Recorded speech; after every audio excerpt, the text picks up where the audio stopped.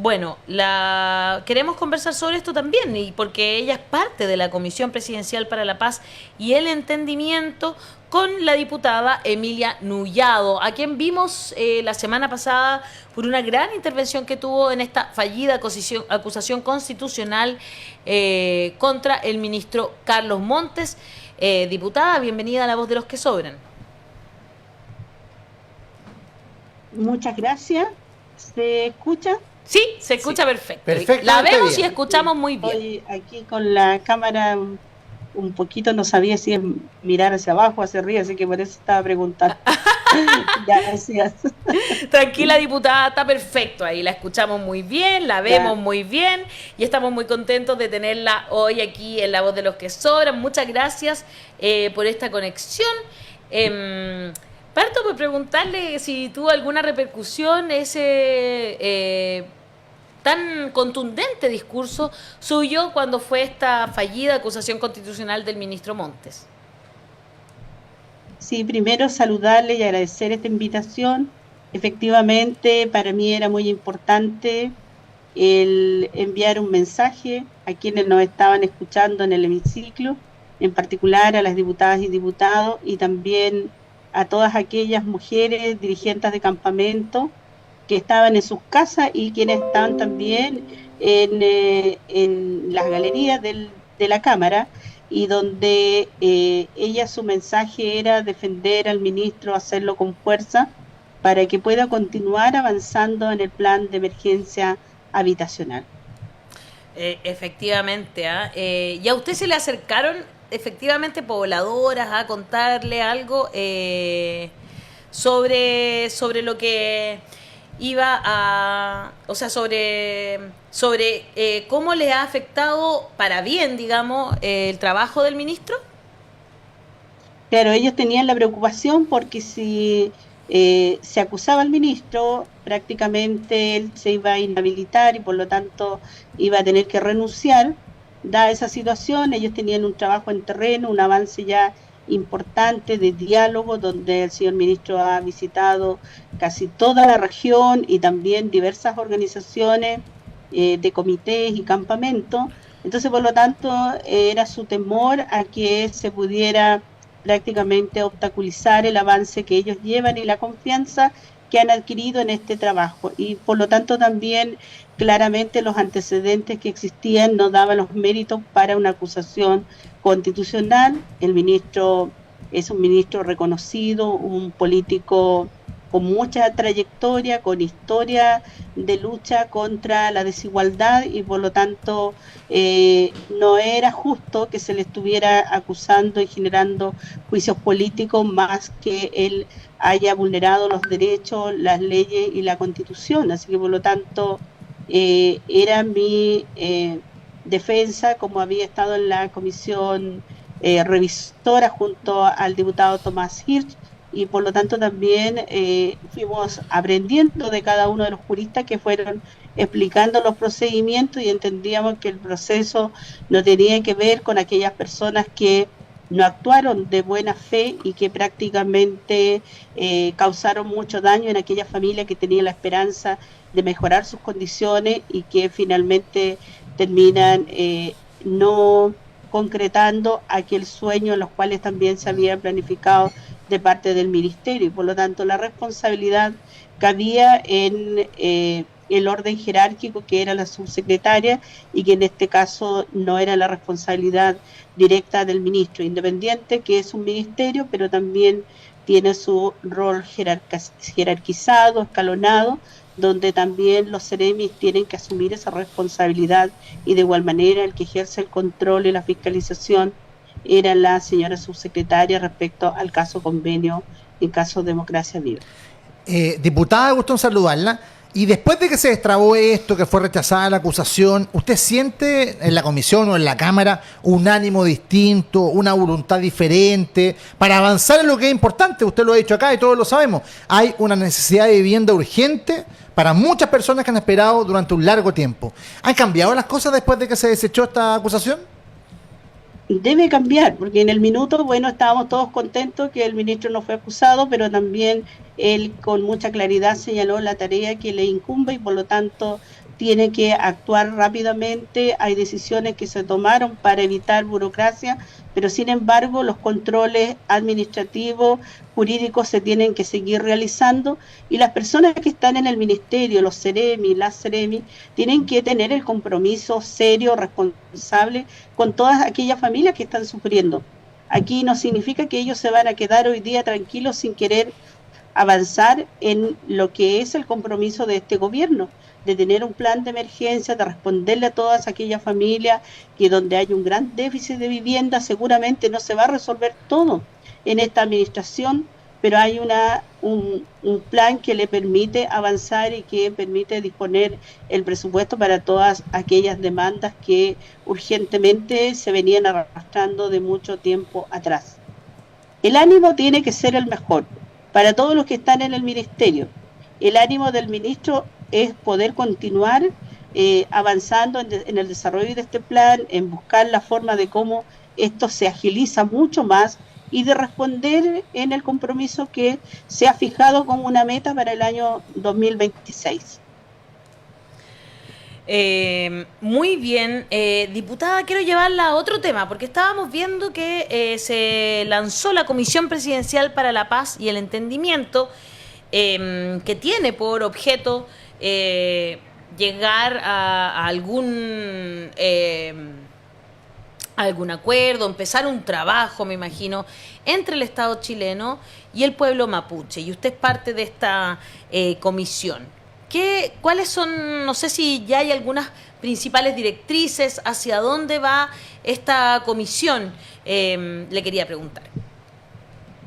Este fue un acuerdo político que ha llevado el presidente Gabriel Boric con un secretario ejecutivo que es Jaime Víctor Ramos, ya. Y él ha establecido los acuerdos y por lo tanto con los partidos políticos, desde el Partido Republicano hasta el Partido Comunista. Y ellos suscribieron un acuerdo donde se fija esta comisión con objetivos claros para buscar el entendimiento y lograr concretar la paz. Pero no es fácil esta tarea, es todo un desafío para que este año, en noviembre, hay que entregar aquel informe que va a indicar cuáles debieran ser aquellos mecanismos en la búsqueda de la solución. Ahora la Comisión ha fijado audiencia en 4 regiones, que son la región del concreto, la de la Araucanía también, de manera la región de los ríos, que se realizó el 4 y 5 la semana pasada, y en la región de los lagos, que vamos a estar la semana del 18 y 19 de enero. La instalación en las regiones y con las audiencias, las autoridades tradicionales, a dirigentes, líderes que han ido a plantear su visión a la demanda, a esta deuda histórica, a la pérdida territorial y al poco avance que se ha tenido y la relación que se ha tenido con el Estado para buscar es un problema que se aqueja durante mucho tiempo, desde la propia conformación del Estado chileno. Entonces, los gobiernos han intentado establecer algunos acuerdos anteriores, pero que posteriormente no da cuenta de el avance que requieren las comunidades y que hoy día también exigen a la Comisión que las instituciones del Estado Nacional de Desarrollo Indígena avancen en la revisión misma de los diversos indicadores de las comunidades. Entonces también hemos viendo cómo el Estado está fallando en las cómo el Estado está ausente en diversos territorios. No tan solo han planteado la situación de la demanda territorial, sino la ausencia total del Estado, donde no hay camino, no hay energía, no existe desarrollo y una serie de otras situaciones que afectan sus territorios. Es verdad, diputada, y le pregunto por algo que pasó ahora, porque usted sabe que hace una semana Consuelo Contreras, que es directora del Instituto Nacional de Derechos Humanos, propuso incluir en la mesa de diálogo a la una oleada de reacciones negativas.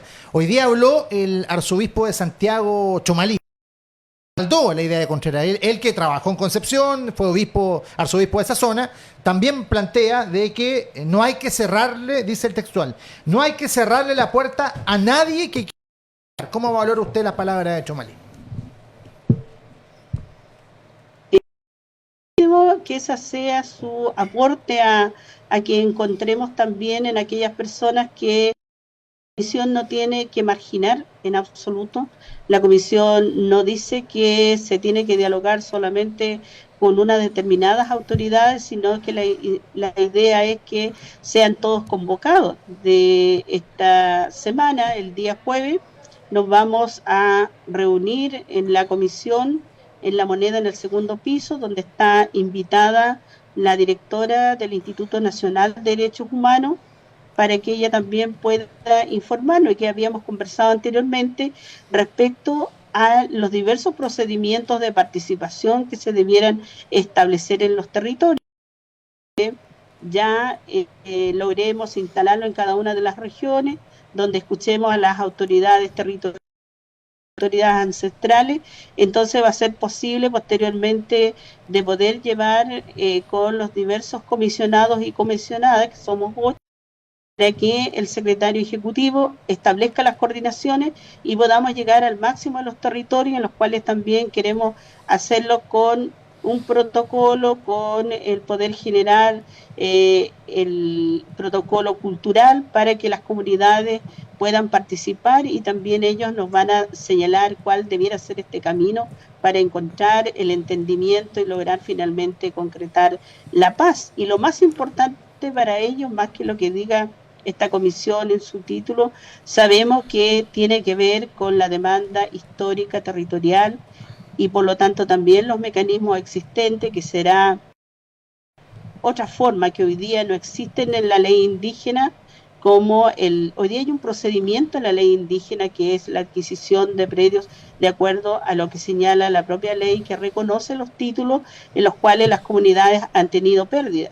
Pero también debiera existir otra forma, y esas otras formas son los mecanismos que tenemos que encontrar en las sugerencias que nos tienen que señalar las autoridades tradicionales, los líderes del pueblo mapuche. Claro. Hasta ahora como que no ha habido una voluntad política de avanzar en este tema, ¿no? Siempre como que todo se empieza a entrampar. Yo creo que si fuera por algunas personas nunca se habría llegado a un acuerdo con el IRA, o nunca se habría llegado con el ETA de fin, ¿no es cierto?, de esta modo de actuar. Llegado a una paz nunca, si es que no nos entendemos entre todos, pues esa es la forma de avanzar. Yo en eso comparto con su mirada, diputada. O sea, bienvenidas todas las personas que quieran acercarse a dialogar, porque eso es lo que se está buscando en este caso. No va a ser fácil ahí, yo creo que no va a ser fácil, evidentemente, poner de acuerdo tantas posiciones, pero es un trabajo lento, pero que al menos se está empezando a hacer. Y eso a mí me parece siempre positivo. Hassan, ¿usted tiene alguna pregunta para la diputada? Disculpe. Mire, diputada, usted empezó hablando de una comisión transversal, donde hay acuerdos desde el Partido Comunista al Partido Republicano. Y evidentemente estamos generando consensos dentro del espacio de representación política. Pero el problema, justamente para el pueblo mapuche, es su distanciamiento de la representación política y de los partidos. Entonces, lo que yo sigo sin entender es cuál es la posibilidad para una comisión que al final, como bien dice usted, es una comisión de políticos. ¿Cómo podría ir más allá y llegar precisamente a un pueblo despolitizado que ve con mucho escepticismo, no solamente el Estado chileno, sino a todos los representantes de la institucionalidad? ¿Cuáles son las posibilidades? ¿Por qué de ese grupo de ser distinto que todos los demás intentos de acercarse a un diálogo donde no han tenido ningún avance justamente por ese rechazo? Claro, es un poco complejo el escenario, pero no imposible, dada que es una comisión de Estado, pero donde el poder ejecutivo, y en este caso también los políticos que están en el legislativo, que sus partidos políticos suscribieron, y por lo tanto estos acuerdos, independiente además de las personas que la conforman, porque todos tenemos una mirada distinta, desde algunos que viven en la zona central, otros son de derecha, y por lo tanto su visión y su aporte es de cómo encontramos en este diálogo, y que es difícil porque hay que tener voluntades por ambos lados. La visión mía es decir, lo mismo comparto con lo que han señalado las comunidades, es decir, nosotros cómo vamos a dialogar con ustedes como comisión o con el Estado si estamos militarizados en el territorio Gualmapu. ¿Cómo vamos a dialogar si efectivamente los políticos no nos representan? Y nuestra mirada tiene que ver con la autonomía en nuestro territorio, tiene que ver con la autodeterminación en nuestro territorio. Efectivamente, pero alguien tiene que instar al diálogo y por lo tanto el presidente convoca estas coordinaciones con todos los partidos políticos para buscar una solución. Y aquí también el sector de la derecha y el empresariado y aquellos que representan a las empresas forestales y a los empresarios agrícolas, donde hay tierras que reivindicar y que son títulos de merced y son títulos que pertenecen al pueblo mapuche, tiene que haber un diálogo. Y ese diálogo y esa voluntad también tenemos que encontrarla en ellos, porque todos tenemos que ceder si queremos encontrarnos, si queremos tener entendimiento, si queremos avanzar hacia la paz. Entonces, por lo tanto, es una comisión que tiene una tremenda responsabilidad, pero también hemos visto cómo las autoridades tradicionales tienen la esperanza de al menos ser un aporte, de que las sugerencias, los planteamientos que ellos señalen, no tan solo pueden quedar escritos en un documento que se va a entregar en el mes de noviembre, sino que qué es lo que alcanza a hacer en este restante de tiempo el gobierno para generar esas bases que permitan a la futura administración llevar a cabo. Y por lo tanto no puede ser que si el presidente Gabriel Boric entrega aquel documento, los demás digan yo no me desentiendo porque es una nueva administración, pero claro, fueron los partidos políticos quienes la suscribieron y por lo tanto ellos también tendrán que hacerse responsables de las firmas que realizaron y ellos también tienen que hacerse responsables de la realidad que se vive en el territorio, donde tenemos procesos históricos que se reivindican, pero también el pueblo mapuche ha dicho, nosotros queremos dialogar, estamos disponibles para alcanzar un acuerdo siempre y cuando existan las voluntades de parte de el empresariado forestal, del empresariado agrícola, de los que están sobre aquellos títulos que le pertenecen históricamente al pueblo mapuche. ¿Y qué podemos hacer ante ello? Al menos los que están dialogando por ahora, que es la primera instancia de generar en cada una de las regiones la instalación de la comisión y posteriormente ver de qué manera hay otra respuesta. Obviamente que la mirada de la derecha es decir, nosotros queremos inmediatamente modificar la ley indígena porque queremos que ustedes puedan arrendar sus tierras, porque ustedes puedan mejorar sus condiciones. Pero la mirada de quienes estamos allá y sabemos que lo que ingresa el proyecto de ley al Congreso puede terminar dañando aquellos pocos derechos que hoy día tenemos con una ley indígena y que además todavía, de manera irresponsable, el Estado chileno no ha normado el convenio 169 de la OIT. Eso no lo ha hecho el Poder Ejecutivo, el Legislativo menos, porque no establece las consultas a los diversos proyectos en los cuales involucran a los pueblos indígenas, y menos el Poder Judicial, que ignora absolutamente las normativas que hoy día son vigentes, como es el convenio 169. Entonces, con esa mirada tan compleja de un Estado que desconoce los derechos de los pueblos indígenas en Chile, de un Estado que no quiere reconocer sus normativas, de un Estado que quiere siempre pasar por sobre esos derechos, marginarlos, estigmatizarlos, militarizarlos y acallarlos. Esa es una situación difícil, pero no imposible. Yo tengo la esperanza que al menos podamos avanzar 1 o 2 pasos en los que estamos hoy día, para poder avanzar en la restitución territorial del pueblo mapuche, de esta pérdida dolorosa, donde el Estado chileno, con sus diversas normativas, los fue despojando.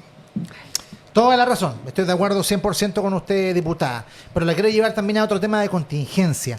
¿Cómo valora usted lo que pasó ayer con esta querella que presentó Giorgio Jackson, entre ellos contra el senador Fidel Espinosa?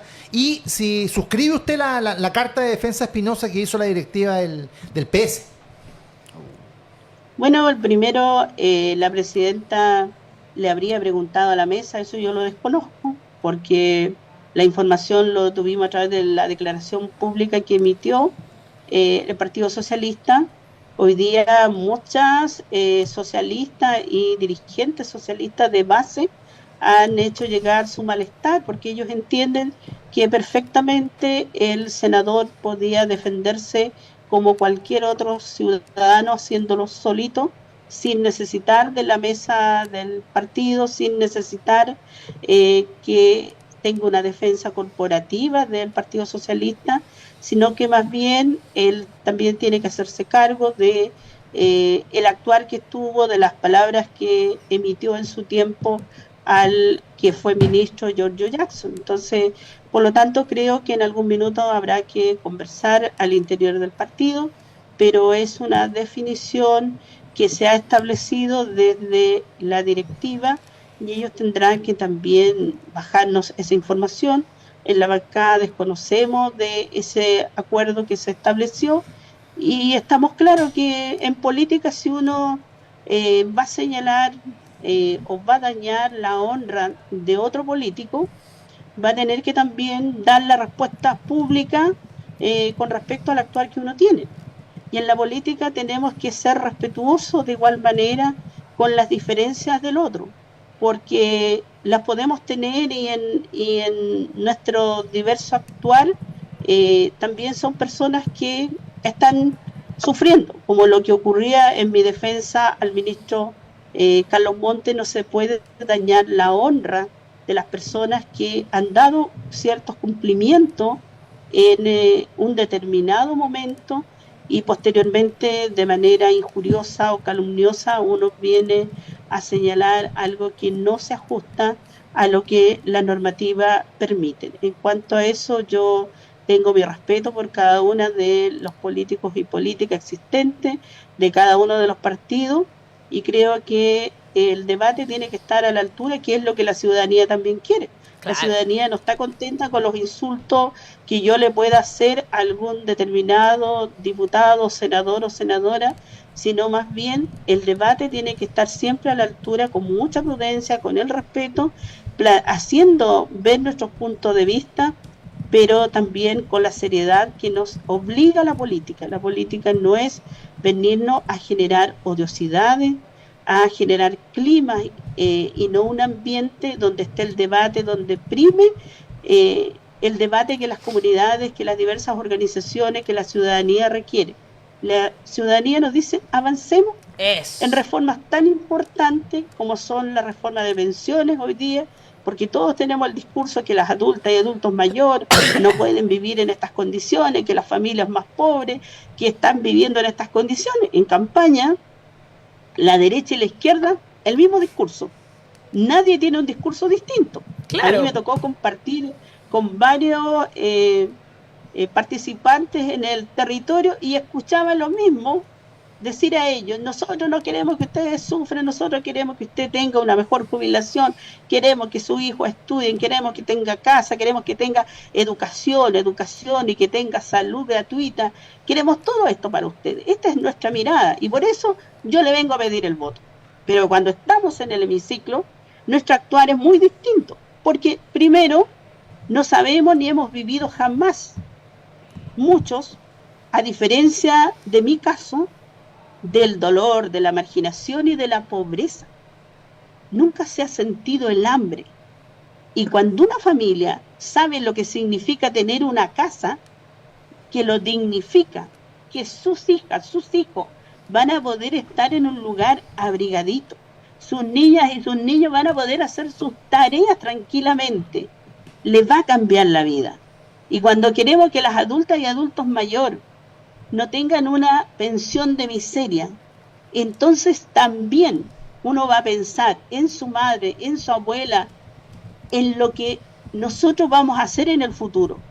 Pero esa mezquindad política, esa odiosidad, ese odio, no sé cómo se pudiera controlar. Debiera haber alguna formación ética, una formación para que cada parlamentario sepa hasta dónde puede llegar en ofender al otro, pero también cada parlamentario cómo está siendo violento, ofensivo con la ciudadanía que lo eligió, porque viene a votar absolutamente contrario a ese sueño que yo mismo le dije que iba a ser posible, a ese sueño que yo le dije que votando sus leyes usted se va a desarrollar, usted va a poder emprender, usted va a vivir mejor, su familia va a estar mejor. No podemos dejar que esta generación en 20 años más sigan viviendo las miserias que le tocó vivir a nuestras madres, a nuestras abuelas. Entonces tenemos que tener esa capacidad de poder colocarnos las manos en el corazón y decir, tenemos que debatir seriamente. No podemos volver con este discurso el año 2025. Los alcaldes y los concejales, los consejeros regionales y los gobernadores ya, este 2024. Claro. Pero también ellos, ¿qué están proponiendo, qué están señalando respecto a esto que es tan urgente hoy día? Y las adultas y adultos mayores han dicho, por favor, no jueguen más con nosotros. Desde ya, de este momento, discutan y aprueben esta ley rápida. No se queden en estas mezquindades políticas. Aquí el presidente Gabriel Boric no va a ser el que va a ganar, sino que va a ser cada una de aquellas familias que van a poder optar a tener una pensión digna, a poder atenderse de mejor, alimentarse mejor.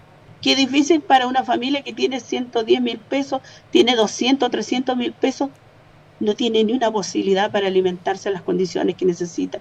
Y una adulta y adulto mayor ya tiene que gastar en sus medicamentos, muchos están enfermos ya de Alzheimer, tienen que tener el cuidado de alguien que debe estar ahí. Entonces, no podemos ser injustos con ellos. Diputada, quería preguntarle por lo que está pasando con el Machi Celestino Córdoba, porque finalmente el gobierno se hizo parte en esta causa y usted lo consideró un profundo error político, y de hecho la Corte Suprema finalmente le quitó el beneficio, entiendo, de la libertad vigilada, al cual accede cualquier persona que ha cometido un delito, y eso fue, el beneficio de esta libertad condicional fue revocado. Pero el gobierno se hizo parte de esta causa. ¿Qué le parece a usted que eso haya sucedido así y haya apelado el propio gobierno a la Corte Suprema? La verdad es que yo encuentro que fue de injusticia. Ya estaba bien que lo hagan los familiares, sus abogados, pero claro, el gobierno que intenta generar diálogo, que quiere avanzar con esta comisión y finalmente tampoco termina revisando lo que dice el convenio 169, si las autoridades tradicionales, espirituales, pueden perfectamente dar cumplimiento a a sus condenas en su territorio, en su comunidad. Eso entonces, lo que se hace... Para dejarlo claro, diputada, lo que dice el convenio 169 de la OIT entonces es que las personas que pertenecen a algún pueblo indígena, claro, pueden cumplir su pena en su territorio, ¿verdad? Claro, tienen una forma distinta, pero como no se ha hecho esa modificación en el Código Penal, en el procesal penal, entonces el Poder Judicial toma y define y los trata como a cualquier persona privada de libertad, sin considerarle la condición del ser mapuche, sin considerar la condición de una autoridad ancestral espiritual, claro. Porque él podía perfectamente estar en la comunidad. Entonces el Machi había cumplido estrictamente todas las exigencias que se le establecían en el CEP, el cual él había dado cumplimiento, y por lo tanto, al igual que cualquier otra persona privada de libertad, entonces el gobierno va a seguir apelando también en esos casos. ¿Por qué lo hace solamente con el Machi? ¿Por qué no lo hace entonces con todos los casos? Entonces uno siente que hay aquí una discriminación, una falta de conocimiento y de compromiso en el actuar que ha tenido el gobierno, porque por una parte yo me quiero entender, quiero dialogar, quiero relacionarme de mejor forma con el pueblo mapuche, pero a la hora de definir, en este caso ellos optaron por apelar y finalmente que se revocara la posibilidad que estuviera en la libertad condicional el Machi en su territorio.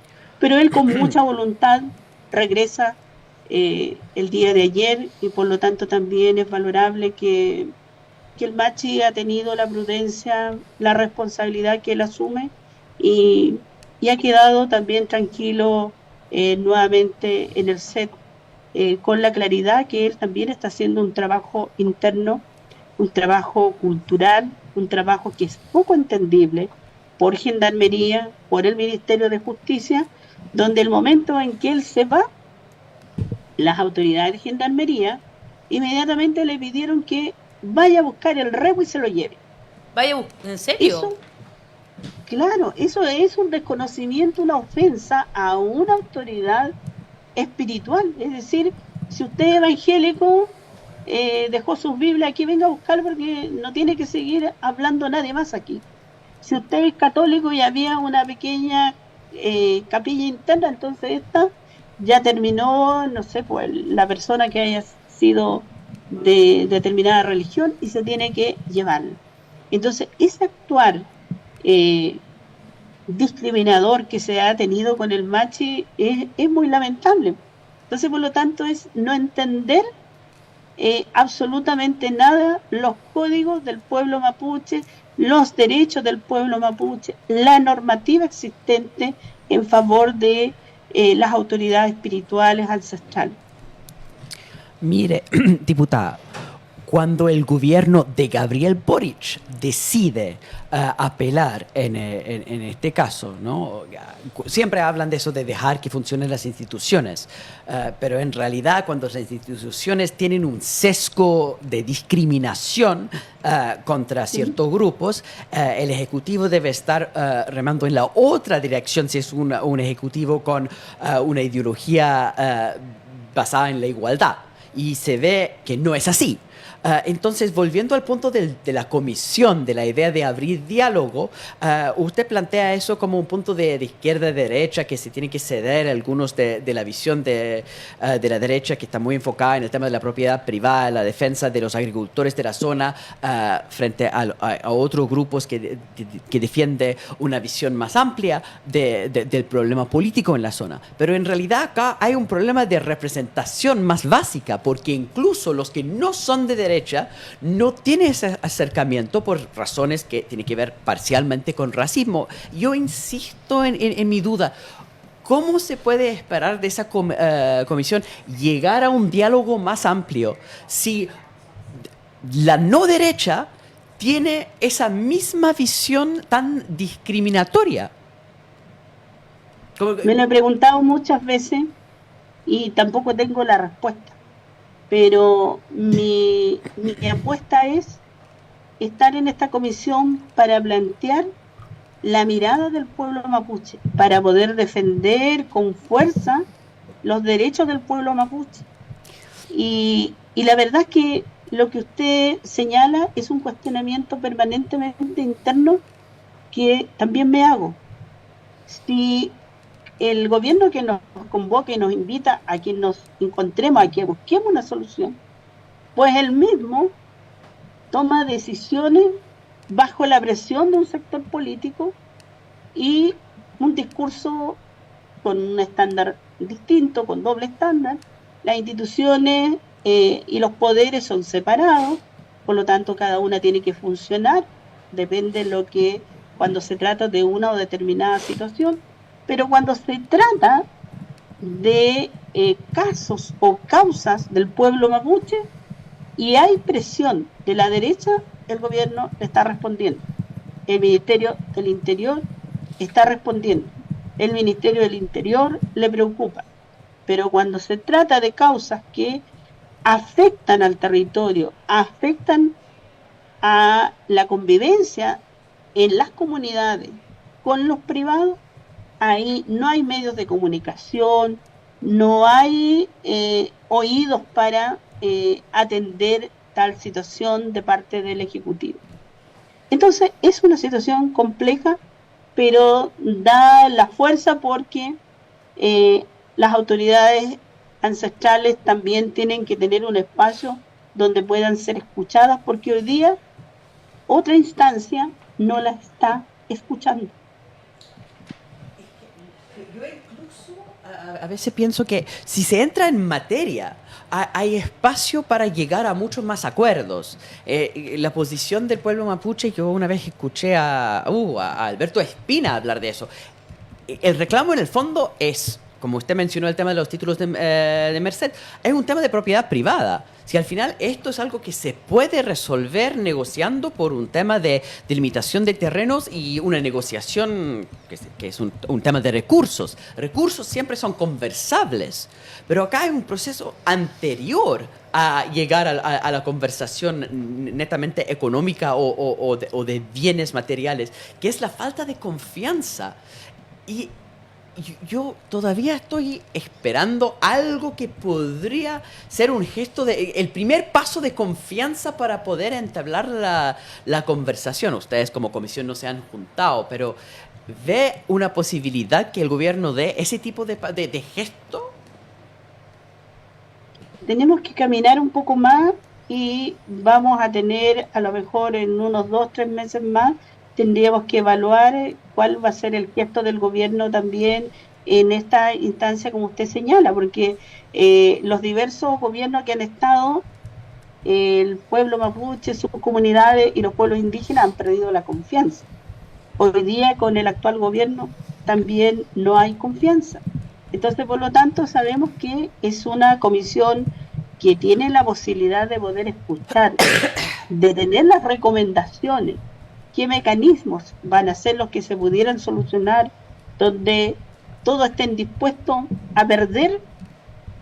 En unos 3 a 6 meses tendremos ya evacuado con mayor precisión hacia dónde podemos avanzar en el periodo que nos queda de esta comisión, ya que en noviembre ya tiene que estar el informe definitivo entregado al presidente. Muy bien, vamos a estar atentos, atentas también a todo lo que pase ahí, diputada. Muchas gracias por estar hoy día conversando aquí con nosotros de todos los temas, además, sin evadir ningún tema. Hay que decirlo. Se ha pronunciado sobre todo lo que le preguntamos, diputada. No es fácil eso en un político. O en una política. Sin miedo, sin miedo. Sin miedo a la pregunta.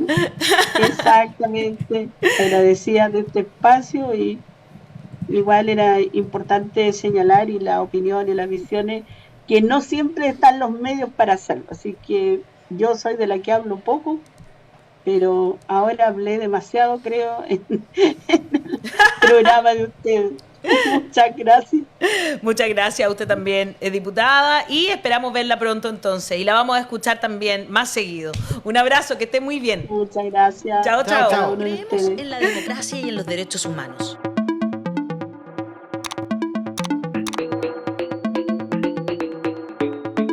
Somos independientes de los poderes fácticos. Llevamos más de 3 años generando contenido y periodismo interpretativo. Queremos una sociedad más justa, con derechos y economía sostenible. Le damos voz a los que importan.